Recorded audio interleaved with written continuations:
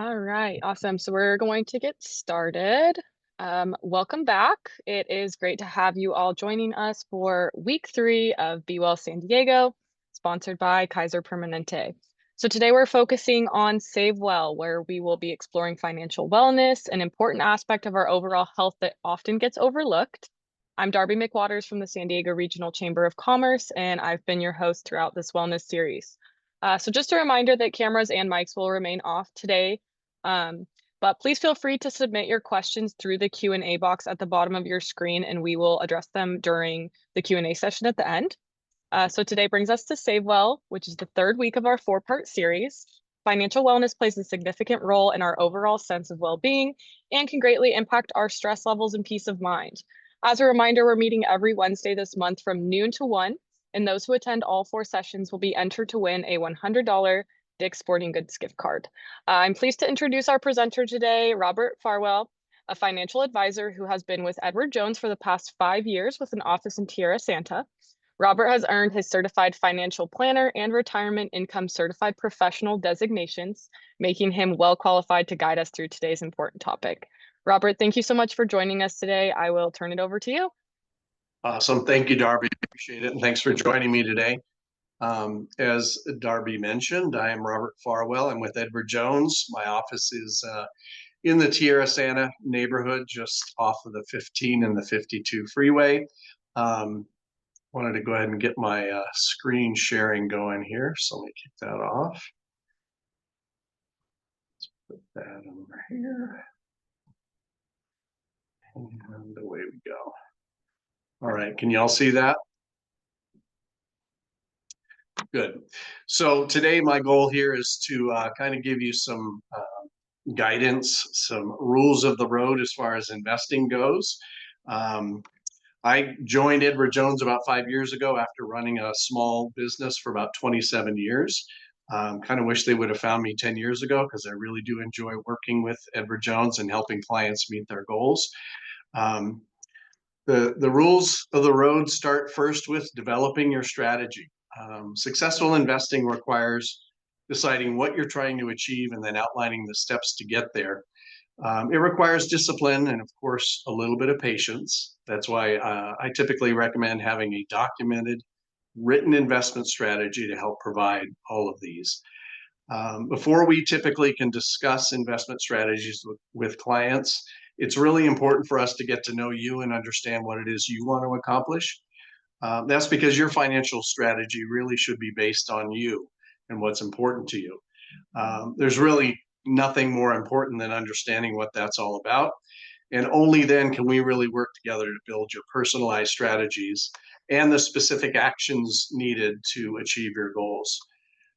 As far as your strategy goes, it should be based on really 4 things: your long-term goals, your length of time to invest or your time horizon, your comfort level with risk, and the steps required for you to get there. It's important to be specific with your written strategy. The more you can outline what you're trying to achieve, the more you can tailor your strategy to your specific needs. You probably have several long-term investing goals. These could include providing for your retirement, paying for a child's education, or protecting your family's financial future should something unexpected occur. That's why it's so important to work with an advisor to help outline and prioritize your goals. You may need to make some trade-offs along the way. Your strategy can serve as a guide and help you remain on track during periods of market ups and downs like we've seen over the past several months. In addition to helping you develop that strategy, an advisor can help you maintain discipline and provide guidance to remain focused and avoid any short-term distractions along the way. Your advisor will partner with you and your family throughout your life, revisiting your goals and your risk tolerance, as well as the strategies we've developed together to help keep you on track toward your goals. Now let's turn to our second rule, understanding the risk. You've probably heard about the whole notion of risk versus reward. Risk and return generally do go hand in hand. The higher return potential you want, the more risk you'll likely have to accept. When it comes to investing, it's really important to understand risk. But don't lose sight of what could be the biggest risk you face, and that is not reaching your long-term goals. There are several types of investment risks to consider: economic, inflation, interest rate risk are just a few of those. However, many investors often think of risk as the potential for declines. But actually, risk means more than just the potential for fluctuations in your portfolio's value. As an example, an all cash portfolio will have little, if any, change in value over time, but it also won't provide any growth to help you keep up with inflation. The key to ensuring you have the appropriate amount of risk, not too much, not too little, is to achieve your goals. To determine what makes sense for you, focus on three main components of risk. First is, what is your comfort level with risk? Understanding this can help you determine how you may react to market ups and downs over time. How much risk are you able to take? The amount of time you have to invest plays a very important role in determining how much risk you're able to take. An investor in their 20s or 30s certainly has more time to allow the market to recover from downturns than someone, say, in their 50s or their 60s. How much risk do you need to take? You'll want to determine the return and therefore the risk that may be necessary for you to reach your long-term goals. Then you'll work together with your advisor to build a portfolio that balances your comfort level with the ups and downs of the market, along with your financial goals and the risks necessary to help achieve them. An important aspect of this strategy is determining ways to protect against unexpected events that could get you off track.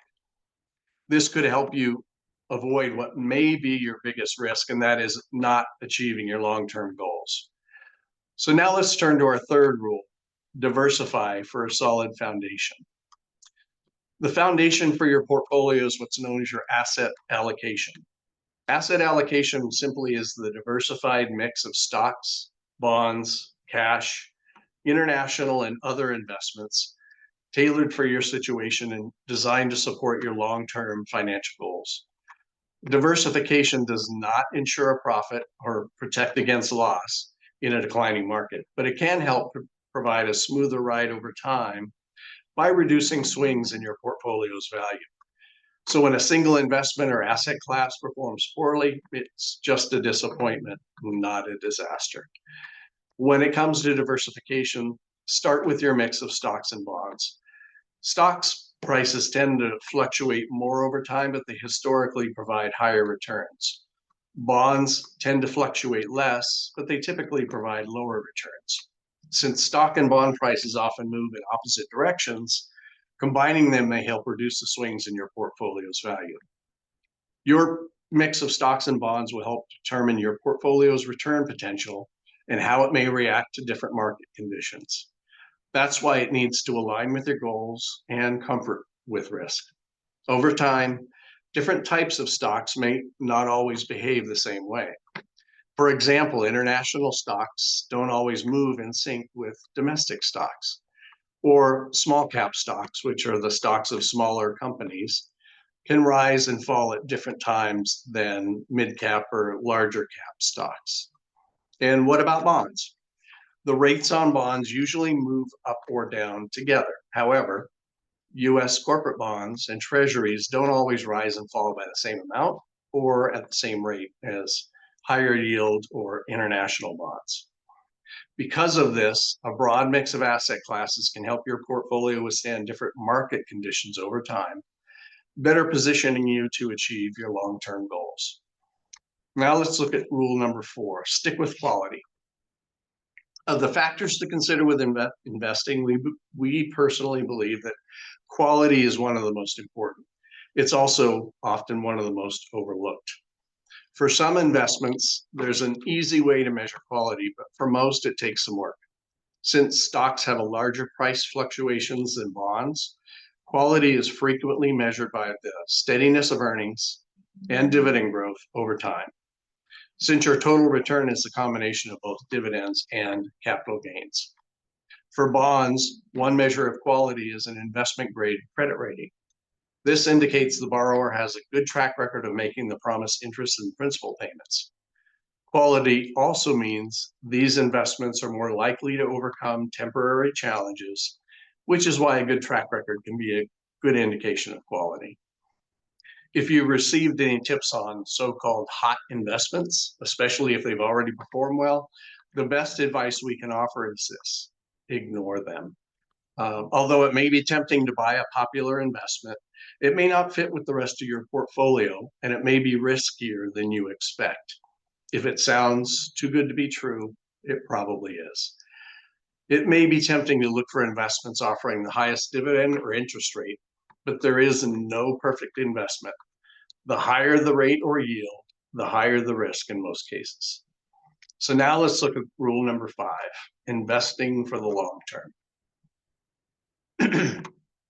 I'm sure we've all heard of people who have made fortunes based on one or two trades, but I can tell you that most successful individual investors make their money over time. We believe the most consistently successful investment strategy is to own a well-diversified portfolio of quality investments and to plan to own those investments for the long term.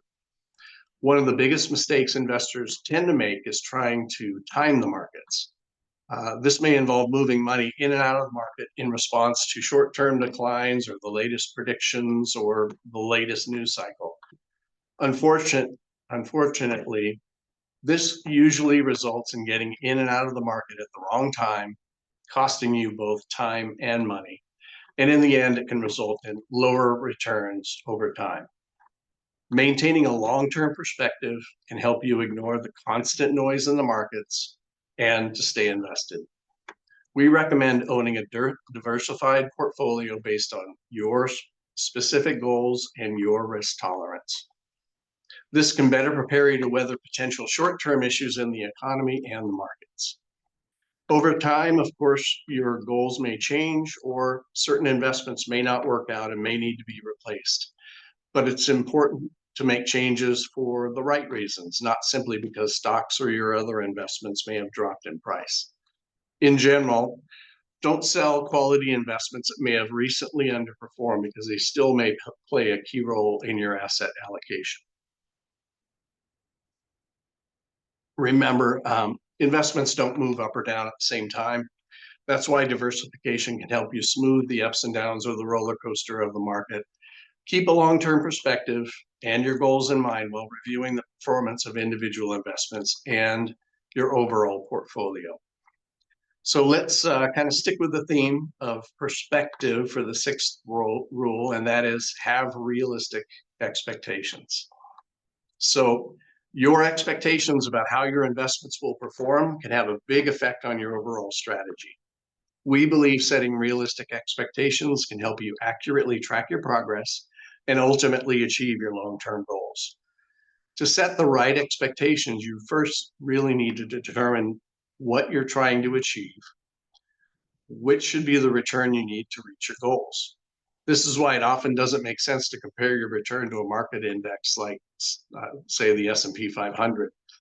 An index is not built with your goals or your risk tolerance in mind, and your return expectations should probably be based on your asset allocation, as we discussed back in rule number 3, as well as the market environment and your investment time frame. Your financial advisor can help you review your performance in the context of your long-term goals and your expectations for future performance. More importantly, advisors will review how that performance affects your progress towards your financial goals to help determine whether you need to make any changes. After you've set your expectations, the next step is to work to achieve them. To help you achieve these expectations, remember the following key principles. First, don't count on averages. It's better probably to focus on the long-term average return when developing your strategy, keeping in mind that markets rarely experience average returns. Some years are up and some are down. Short-term declines are obviously a normal part of investing. Second, don't chase performance. We've all heard that we probably shouldn't follow the crowd, but it can be tempting to chase performance. This can lead to buying what has already risen in value and selling investments after they've fallen in value, which is a recipe for underperformance. Next, let's talk about the seventh rule, maintaining your balance. Balance can be important in many areas of your life. I know I'm a big proponent of a work-life balance. It's healthy. We also know the importance of a balanced diet. The same can certainly be said for your investments. So that's why it's important for us to work together to review your investment mix on a regular basis. When developing a financial strategy, we focus on your asset allocation. As I mentioned before, this is designed to align with your comfort with risk and to position you to achieve your long-term financial goals. Depending on how your investments perform, your portfolio's allocation could drift from its initial objective. This means that your portfolio may no longer be positioned to accomplish your specific goals. In other words, you could be taking too much, or potentially too little risk relative to your initial objectives. For example, if stocks outperform for several years, you could end up holding more in stocks than you initially intended. When you rebalance, you basically reallocate your investments to reduce areas where they are overweight or add to areas where they are underweight. And rebalancing your portfolio regularly can help keep your portfolio aligned with your goals and your comfort with risk, and more importantly, help you keep the emotions out of your investment decisions. Make sense? Rebalancing can run counter to our emotions. It can force us to sell some investments that have performed well and add to asset classes that have underperformed. And even though it may be somewhat counterintuitive, if you don't rebalance proactively, the market tends to do it for you, especially during market downturns. This, of course, can be a very uncomfortable and many times costly process. By rebalancing on a regular basis, you can ensure that your portfolio remains aligned with your objectives and help you remain on track to reach your long-term goals. Now let's talk about our eighth rule, preparing for the unexpected. If any of you have young children, or you're getting ready to retire, or potentially planning your legacy, at any stage of life, unforeseen events can occur, and they can derail what you're working so hard to achieve. With that, it's important to be able to adapt to the unexpected, and while you can't predict the future, you certainly can prepare for it. Let's talk a little bit about prioritizing your protection strategies. So the first is your home, health, and family. Start first by protecting your home and means of transportation and having access to healthcare. This allows you and your family to live your daily lives. Strategies could include homeowners or renters insurance, auto insurance, health insurance, and estate documents such as wills, trusts, and powers of attorney. And don't forget about things like asset titling to make sure your assets are named appropriately. Second, tackle strategies that protect your income. This can ensure that you can afford your expenses, both the expected and the unexpected, in the event of something like a disability or unemployment. Strategies could include things like an emergency fund, a short-term disability plan, long-term disability insurance, and life insurance. And finally, focus on protecting your assets, because your assets are there to fund your goals and you should avoid having to use them to pay for any emergencies. Strategies could include things like a long-term care plan, a revocable living trust, or even an umbrella liability insurance policy. And keep in mind that the strategies you need will likely evolve over time as your situation and goals change. If it's been a while, you may want to review your strategies to see if they're still meeting your needs. By preparing for the unexpected and building your strategy to address it, you'll be able to better position to handle the inevitable bumps along the way. Rule 9, focus on what you can control. When investing, there are certainly things you can't control. For instance, you can't influence day-to-day market fluctuations, the economy, or the political environment. The good news is you don't have to. Too often, investors become distracted by the latest headline or expert predictions. We believe one of the keys to investment success is to ignore these predictions Instead, base your decisions on time-tested investment principles, which include diversifying your portfolio, owning quality investments, and maintaining a long-term perspective. What often prevents investors from reaching their goals is not market fluctuations, but the reaction to those fluctuations. They tend to buy when the markets are up and they feel good, and then they sell during declines, moving to cash when there's a lot of fear. This is essentially buying high, selling low. It's no surprise, but this is not a successful long-term strategy. The key is not to let your emotions control your investment decisions. So when an inevitable economic, political, or market-related shock occurs, ask yourself, how does this affect my long-term goals? If your goals haven't changed and the events don't change the long-term outlook, there's probably isn't a reason to really make big changes to your strategy. In fact, these declines often present really good opportunities for long-term investors. We recommend you use these declines to your advantage and maybe pick up something on a discount. And now let's talk about the 10th and final rule: review your strategy regularly. The one constant you can expect is change. Your goals will change over time, your life will change over time, whether it's a new job, an addition to the family, retirement, or something else unexpected. Your strategy will need to adapt. This is where the annual review becomes so important. Developing your strategy is the beginning. Your advisor will review that strategy with you on a regular basis. And again, your goals can evolve over time and your strategy may need to adapt. But even if your goals don't change, you'll want to review them in the context of your investment performance to ensure you're still on track and to rebalance as necessary. During each review, your advisor will help ensure that your portfolio still aligns with your objectives and your comfort level with risk. That's not the only thing to address, though. You'll want to discuss and review other items such as your insurance coverage, beneficiaries, and to help ensure these continue to adapt to your needs over time. You may determine that you're on track and decide you may need to adjust to get back on track. This is an ongoing process and you don't need to do it alone. So remember, your financial advisor is your long-term partner. By working together to regularly review your strategy and make the adjustments you need, you can have a clearer picture of where you stand and what you need to do to help reach your goals.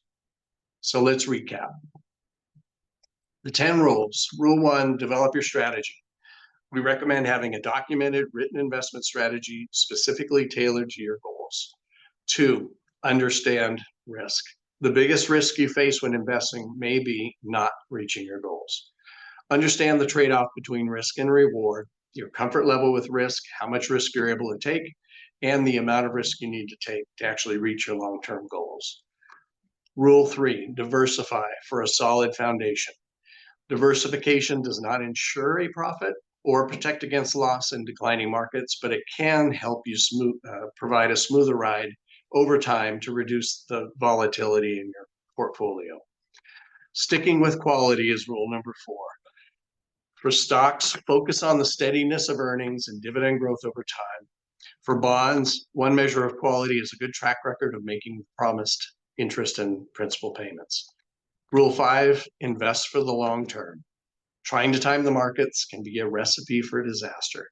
Maintaining a long-term perspective and make changes for the right reasons, not simply based on price fluctuations. Rule 6, setting realistic expectations. This can help you accurately track your progress and ultimately achieve your long-term goals. Maintain your balance is rule number 7. Working together to review your investment mix on a regular basis can certainly help you stay on track. Preparing for the unexpected, rule number 8. You can't predict the future, but you can prepare for it. How to address the unexpected will evolve over time as your goals change. Rule 9 is to focus on what you can control. You can't influence day-to-day market fluctuations, the economy, or the political environment, but you can control how you react to those. And finally, rule number 10, review your strategy regularly. Your goals will change over time, and your strategy may need to adapt. Even if your goals don't change, rebalancing may be necessary to stay on track. And with that, I'll open the floor to questions.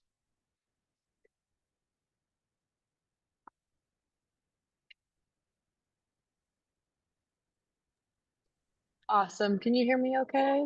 Yep. Perfect. Okay. So the first question is going to be, what do you see as the biggest financial trends individuals should be aware of right now?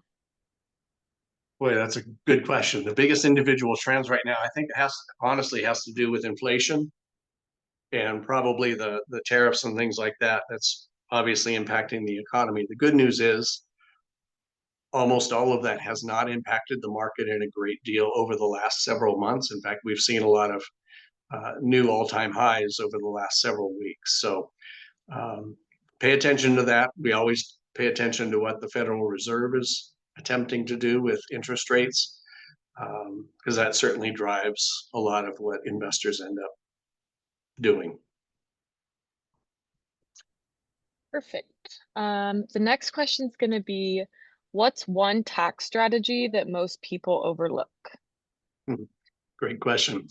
I think the biggest one for most people is making sure that they contribute as much as they can to their employer retirement plan, and more than anything else, making sure they take advantage of any company match that might be out there. Um, you know, People in their, especially in their 20s and 30s, probably don't think much about retirement, but if they even contributed just a little bit starting very early, that's going to make such a huge difference over time. And of course, any salary deferrals from your 401k is going to be tax deferred, so that will help you in the long run.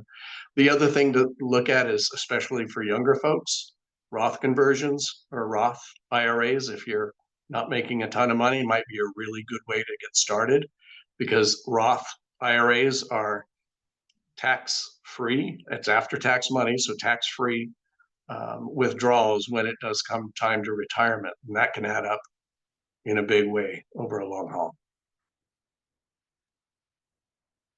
Great. The next question's going to be, what's one financial habit you wish everyone would adopt in their early careers? Yeah, pay yourself first. Yeah, by all means, pay yourself first. If you can contribute the maximum to your 401k, I can assure you, you probably won't miss it. You'll get used to not having that extra cash, and in the long run, use time. Let time be on your side. It's your best ally for sure. The next one will be, um, we might touch on this, but I'm curious about 529 accounts. We Mhm. recently opened one for our child who is currently 4 years old. Do you have any suggestions on target goals for how much to target for this account by the time he's 18? It seems like the needs could be different if he goes to college in-state, out-of-state, private university, or another type of degree slash apprenticeship program. Exactly. Yeah. 529 plans are terrific for education, and congrats for starting early. Um, yeah, the trick there is going to be, I think you have to determine how much you're willing to contribute to that particular plan, and how much, I'll use the term, skin in the game you want your child to have in education. Think about other avenues. You've got scholarships, potentially grants available, and things like that. Um, Look into what it's actually going to cost, and you can ask an advisor. We have tools that actually sort of help you predict what the costs are going to be in the future, and you can expect they're going to be higher than they are today, of course. But talk to an advisor. They can give you really good guidance on how much to set aside and so forth. But kudos for starting early. That's going to be a big help.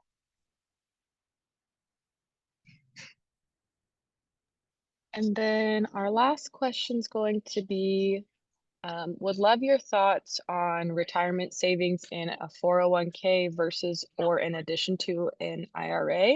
As someone who's many, many years away from retirement, I want to make sure I'm actually making the most out of my savings so I can retire one day. Yeah, great question. So 401ks and IRAs, the biggest difference really is with an IRA as an individual. If you're under 50, I think the max you can contribute is 7,000 per year. Um, if you're in a 401k, then you can contribute quite a bit more. I think it's closer to 22 and a half to $23,000 per year. So again, max that out as much as you can. The other big piece of that is, in most cases, your employer is going to match up to a certain percentage. And if you've got an employer that's willing to give you free money, take full advantage of it. So definitely encourage you maximize your level of contribution so that you can maximize the match.